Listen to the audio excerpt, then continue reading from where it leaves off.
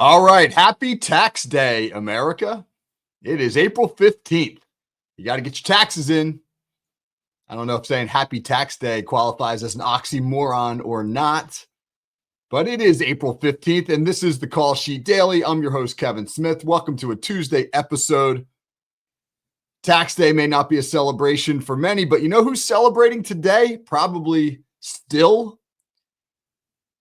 almost 2 days removed from his massive victory is Rory McIlroy, Masters champion, who kind of got that monkey off his back by winning the final Grand Slam tournament he needed to win to complete the career Grand Slam in the sport of golf. And it was, even if you're not a golf fan and you watched the Masters on Sunday, or at least the final few holes, it was nerve-wracking.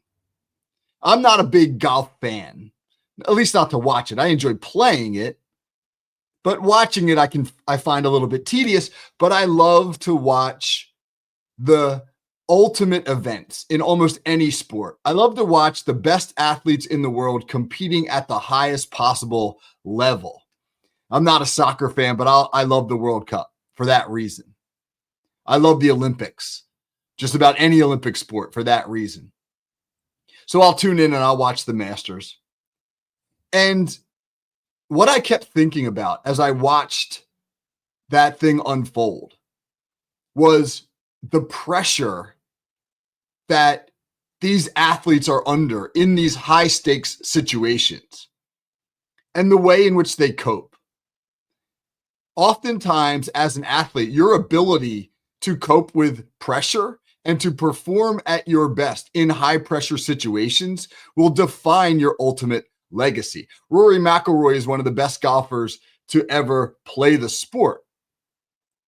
But without that Masters victory, which heading into Sunday, he was lacking on his resume, it would feel incomplete. And given the fact that he has had some high profile meltdowns in big situations, particularly at the Masters, it's almost like he needed to win that thing to remove the asterisk that may have accompanied him long after his career ended. Great golfer, but boy, he just couldn't get it done in the biggest event, the Masters. And that's our topic today. Pressure, both competition pressure and, as I'm going to end the show with, the even greater pressure that exists in other vocations and other situations. And I think that pressure is a fascinating subject because when you study it a little bit, when you look at what people have had to say about the subject, people who know, the thing you come back to over and over again is that in competition pressure, those types of moments, while physical acts are being performed, those who do the best are the ones who can excel mentally in those situations. The mental strain that high pressure situations put on athletes is often far greater than the physical strain. And learning to manage your emotions, your thought processes, etc., is often the key to success. So what happened with Rory McIlroy? Well, he had a 4-shot lead entering the back 9 on Sunday. And in golf, a 4-shot lead with 9 holes to go, that's a pretty good lead. And it looked like he would win, and then he had a disastrous stretch, and he gave it all away. In about a 3-hole stretch, he went from leading by 4 to tie. But he was able to birdie a later hole, and he headed to the last hole, the 18th hole, with a 1-shot lead. He had to make par. He hit a really nice approach shot, and he was about a 4-foot putt away from winning the Masters, and he missed it. He missed it. He missed it left. And I don't know if he misread it, and I don't know if the pressure of the moment got to him, but he missed a very makeable putt that would have given him the Masters title. And he had to go to a sudden death hole. And on his sudden death hole, He put his approach shot within 2 feet of the cup. Almost impossible to miss that one. And he finally sunk it and he fell to his knees and he started sobbing. And you can understand the emotion because he had been in that situation back in 2011 with a 4-stroke lead and blew it and didn't win the tournament and hadn't been able to get back into that situation for 14 more years until Sunday, and it almost repeated itself. And I was thinking as I watched, what was going through his mind? What was going through Rory McIlroy's mind as all of that unfolded? And I did a little bit of research and I came across an interesting article from the National Library of Medicine, which talked about what happens to individuals in high pressure situations, not just athletes, pilots who have had to try to land planes that are in the midst of mechanical failure, politicians who have had to make crucial decisions that will affect millions of people, obviously athletes. And the common traits of what occurs to the individual in those situations is the following. You experience anxiety. You experience mood swings, swinging back and forth between exhilaration and despair. You can experience aggressive behavior, low self-esteem, which often emerges in the form of self-doubt, muscle tension. I mean, you can have physical muscle aches, the tension, the stress. You hear people talk all the time about the stress they feel it between their shoulder blades a lot. And of course, tremendous mental stress. And one of the things I actually highlighted this in the article, one of the things that is a key to handling it all is the following. The article said, athletes who adjust their psychological state accordingly are best prepared to thrive in high pressure competitive environments. It's mental. The overwhelming key to handling high pressure situations is mental. Now, the tricky part is this. Well, what's the answer?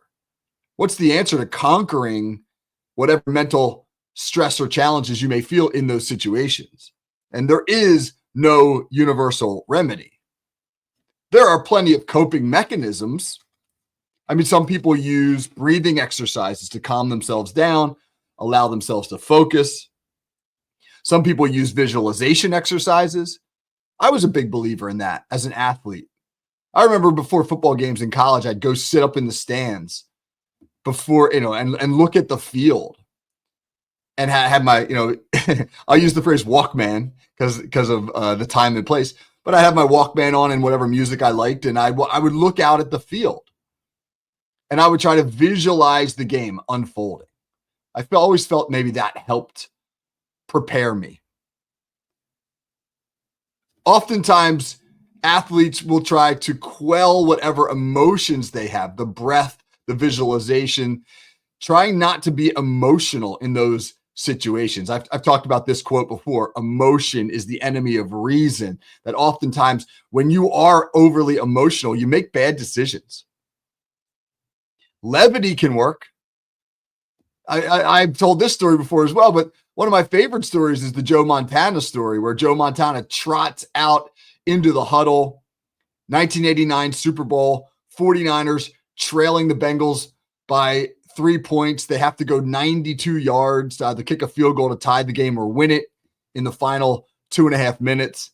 And as Montana trots onto the field, he sees the comedian John Candy standing on the sidelines, and he gets in the huddle and he says to everybody, "Hey, look, guys, it's John Candy." And the 49ers players who were in that huddle said it immediately let the air out of the balloon. Whatever stress and tension they were feeling immediately evaporated. And the Niners go down the field. Montana to John Taylor, touchdown, win the Super Bowl. Confidence also matters in these situations.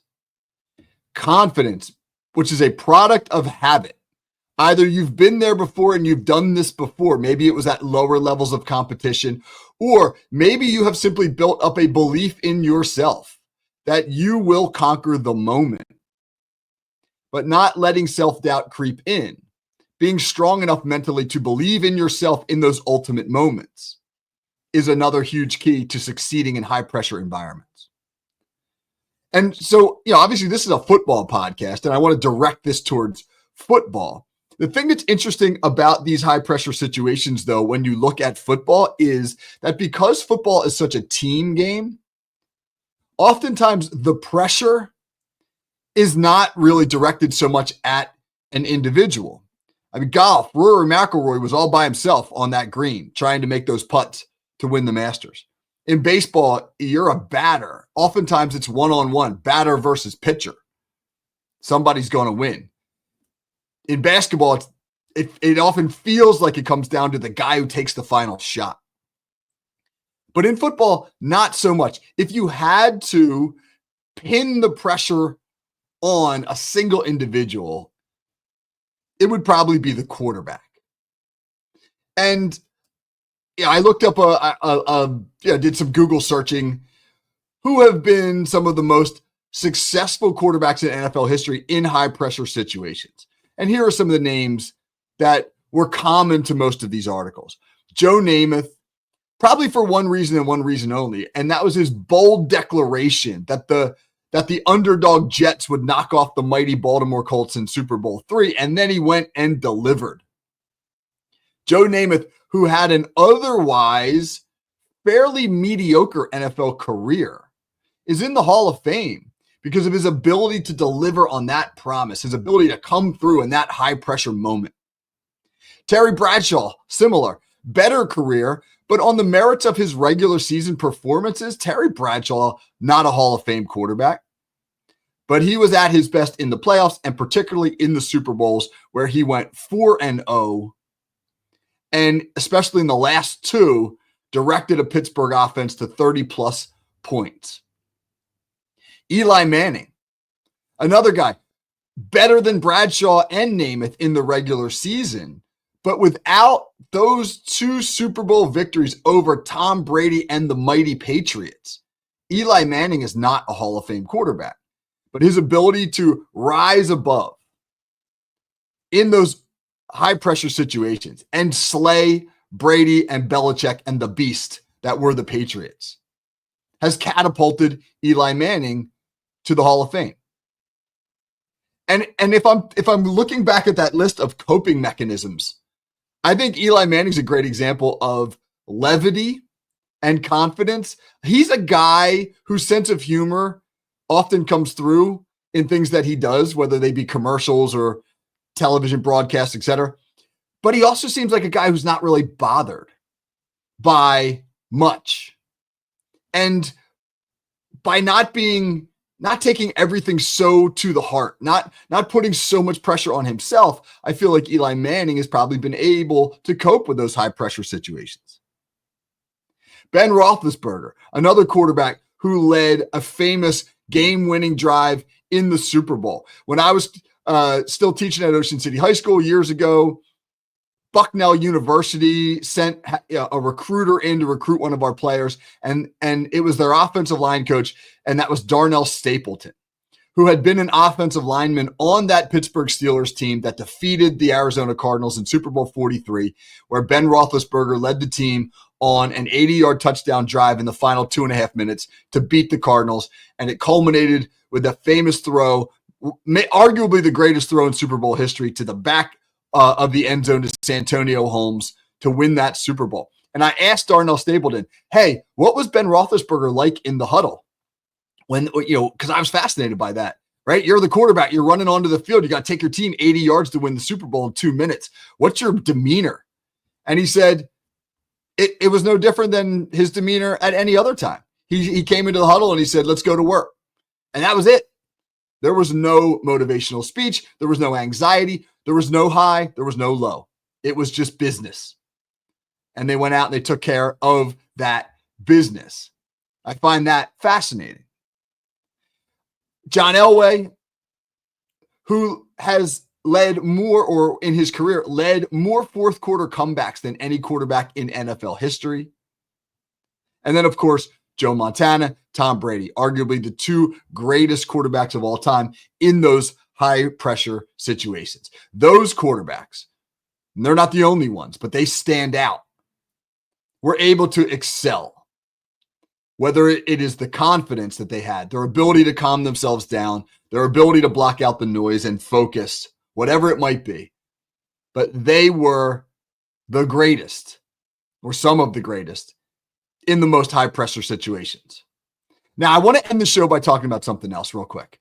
It is related to pressure, but obviously there are other types of pressure that do not involve competitive situations. There's the pressure to put food on your table and keep a roof over your head on a daily basis for your family. That's a pressure that most people understand. There's the pressure to be good at your job on a day-to-day so you can keep that job. I taught government and politics for 20 some years. I taught history for over 30 years. And when I think about pressure, I always come back to two decisions. And I'll end the show by talking briefly about these two decisions. In 1945, Harry S. Truman, President of the United States, had to make a decision on whether or not to drop the atomic bomb on Japan. And Harry Truman had only been president for about a month when he was alerted to the fact that the United States had this weapon. He didn't even know when he became president about the Manhattan Project. He had only become Franklin Roosevelt's vice president a couple months prior to Roosevelt's death. Roosevelt was elected 4 times, and he had a different vice president for each term. Truman was his 4th. Roosevelt died in April, just a couple months after taking the presidency for a 4th time. And Truman was alerted to the Manhattan Project, the project to build the atomic bomb, shortly thereafter. And once the Germans in April of 1945 surrendered, all of our attention turned to the war in the Pacific Theater, and the Japanese were not going to surrender.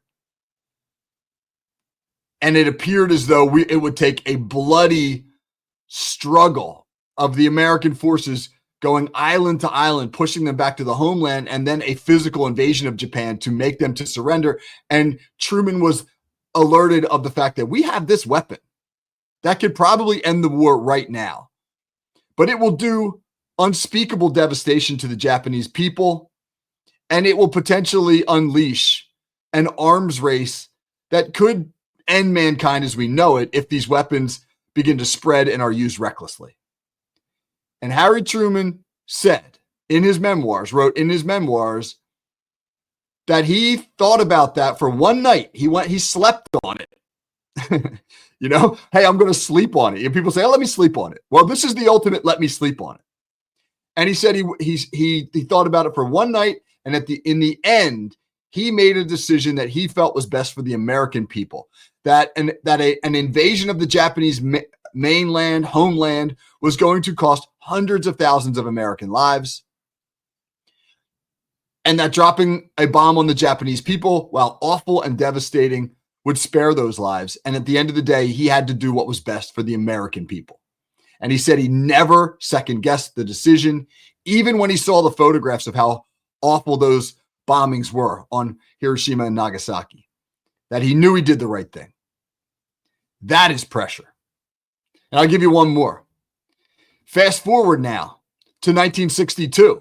We are now in the midst of a massive nuclear arms race with the Soviet Union. We are in the midst of a Cold War that does legitimately threatens the safety and well-being of the world at large. My mom and dad are doing air raid drills in their schools where they have to get under their desk. They're doing duck and cover drills, much like kids do mass shooting drills in high schools today. Why are they doing those drills in 1962? Because of the threat that a nuclear bomb could be detonated at any moment. And in October of 1962, the Cuban Missile Crisis brings the world to the closest it's ever been to full-scale nuclear war. The Soviet Union, it is revealed, has put offensive nuclear weapons on the island of Cuba, just 60 miles off the American coast. The Americans have given them an ultimatum. You will not leave those weapons there. And the Americans have essentially put a perimeter of ships around the island of Cuba and have said any Russian ships that break this perimeter, that will be considered an act of war, and we will fire on them. And in October of 1962, a Russian ship heading towards that perimeter escalates tensions to the point where Americans were literally stocking their bomb shelters. The Russian ambassador to the United States packs up his briefcase and goes home and tells an American diplomat, "I'll see you in hell." That's how close we were. And the president, John F. Kennedy, has to make a decision. If a Russian ship breaks this perimeter, what are we doing? And all of his advisors are telling him, you must be strong. You must stick to our guns, literally and figuratively. You have to fire on the Soviets. You can't let them cross that perimeter. They will embarrass us. They're literally telling him, if they cross this perimeter, you got to start a nuclear war. And John F. Kennedy, in that moment, asks his brother Robert, who's the attorney general, to meet with him individually inside the Oval Office. And the two brothers sit down, and Robert F. Kennedy says to him, "What do you want to do?" And John F. Kennedy says, "I don't want to be the man who destroyed civilization as we know it. We have to find a way out of this." And they do. They wind up crafting a brilliant diplomatic solution, which I won't get into now, but literally saved the world from a nuclear war. That is pressure. That is unchartable pressure. And so while the competitive pressure we witness on a regular basis, Rory McIlroy having to make a crucial putt, Joe Montana having to lead the 49ers on a game-winning Super Bowl drive, that is real. It pales in comparison to some of the other pressures the world has known, and in particular, Harry Truman and John F. Kennedy. All right, that is our show for Tuesday. Tomorrow, got a great guest for Whiteboard Wednesday, Tim Watson, really successful football coach here in Southern New Jersey, former NFL player. Tim Watson has a great claim to fame. Tim Watson was taken in the 6th round of the, I want to say 1999 or 2000 draft, but anyway, the Tom Brady draft. And he was actually taken just a couple of selections before Tom Brady. So Tim can famously and accurately make the claim, hey, I was drafted before Tom Brady. Tim's going to be on tomorrow, and he's been an excellent defensive coach in our area for a long time, former head coach, won a bunch of championships. And we're going to talk about the tight front, one of the hot defensive fronts in all of football. So that'll be a great conversation. Join Tim and I tomorrow. Until then, have a great day. Get your taxes done. Take care, everybody.